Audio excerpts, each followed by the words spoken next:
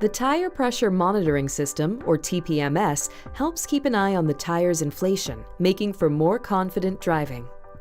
When TPMS detects low inflation, an indicator light comes on in the instrument panel.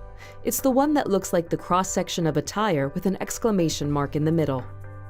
When that happens, be sure to check the tire pressure in all 4 tires, make any necessary repairs, and fill the tires to the pressure recommended on the label in the driver's door jamb. TPMS needs to be recalibrated each time you adjust tire pressure, rotate the tires, or replace a tire.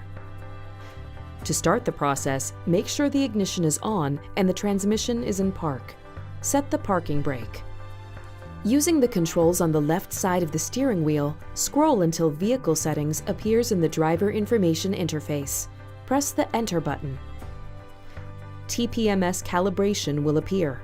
Press the Enter button again to reach the customization screen. Finally, select Calibrate with the up or down arrow button and press Enter once more. A Calibration Started screen will appear to indicate that the process has begun. The calibration process takes a while to complete. The car will have to be driven for about 30 minutes at speeds between 30 and 60 miles per hour, but not all at once.